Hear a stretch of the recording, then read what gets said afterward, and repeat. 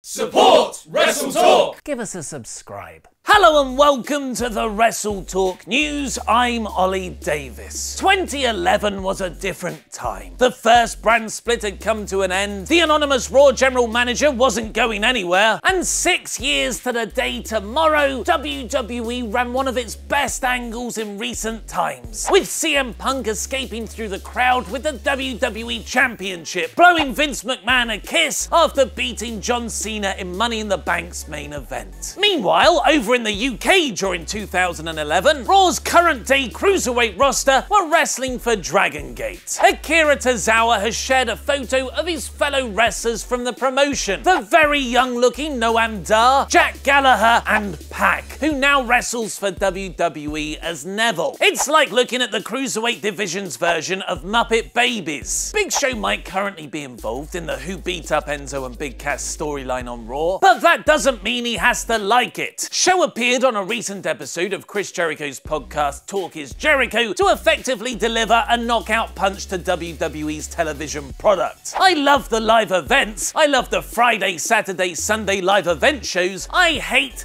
TVs, I just want to bash myself in the head with a hammer because they're just long, useless, time-wasting bull days, where you sit around all day for some frickin' idea that absolutely sucks, debating it for hours, 17,000 different inputs. You know, one or two guys lace their wrestling boots up in their life and they're talking, and the other ones have never laced up a pair and don't know shit.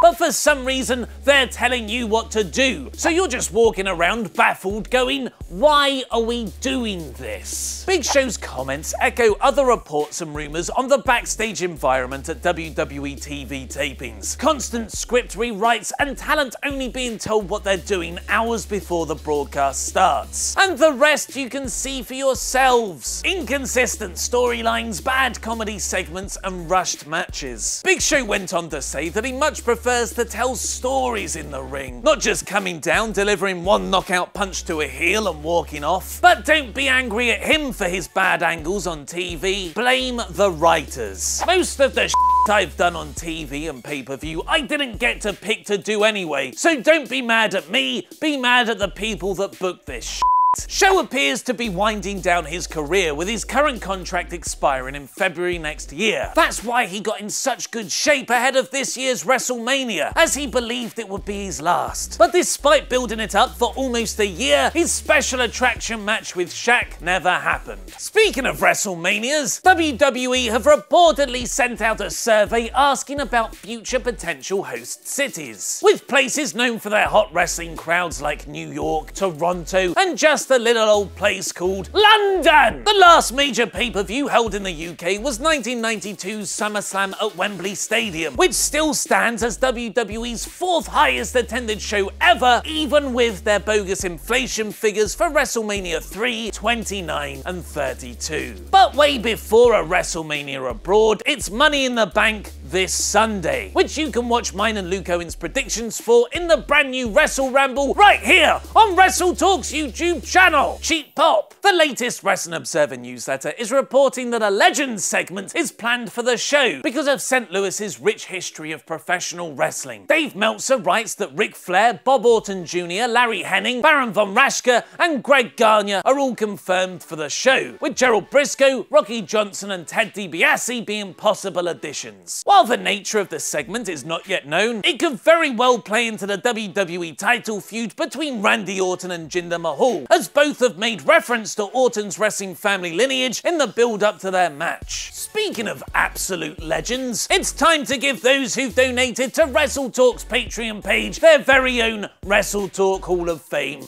rings. So thank you, Jerry the Superhero, the Mayor of Painesville, Daniel Scheitmeyer, Jay Grizzly Bear, Maureen Pierce You Through the Heart, Alan the Valentine Ackles, Seminole Gamer, The Platinum Patriot, Damage Dan Schaefer, John Wick Chapter 2, The Luxurious Alex Latham, Notorious Little Dre, and Marcus Kettlebell Rowe.